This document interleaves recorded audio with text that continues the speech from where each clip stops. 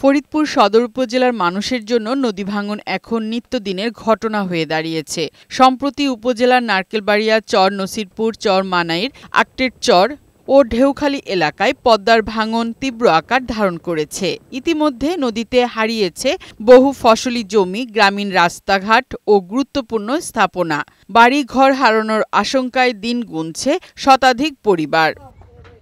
স্থানীয়রা জানান, যেসব এলাকায় কংক্রিটের ব্লক বা জিওব্যাগ দিয়ে ভাঙন প্রতিরোধের উদ্যোগ নেওয়া হয়েছে সেখানে কিছুটা স্বস্তি ফিরলেও বাকি এলাকাগুলো এখনো ঝুঁকির মুখে। তাই পুরো নদীর তীর জুড়ে স্থায়ী বাঁধ নির্মাণের দাবি তাদের। গতবার থেকে বছর বেশি ভাঙতেছে। এভাবে জায়গা যদি ভাঙে নিয়ে যায় আমরা কি করে খাবো? এখানে একটা বাঁধ তৈরি হয় যাতে আগে আর ভেঙে আগে না যায়। ভাঙন রোধে দীর্ঘমেয়াদী পরিকল্পনা গ্রহণের কাজ শুরু হয়েছে বলে জানিয়েছে স্থানীয় প্রশাসন। দোহারের সাইডটায় যেভাবে ব্লক বসিয়ে সুন্দর করে নদী শাসন করা হয়েছে, যেদিক দিয়ে পদ্মা নদীর ভাঙন হচ্ছে, এখানটায় যদি এভাবে ব্লক বসিয়ে নদী শাসন করা যায় তাহলে এই ভাঙন আমাদের প্রতিরোধ করা সম্ভব। তবে শুধু প্রতিশ্রুতি নয়, পদ্মার ভাঙন রোধে দ্রুত ও কার্যকর পদক্ষেপ চায় স্থানীয়রা।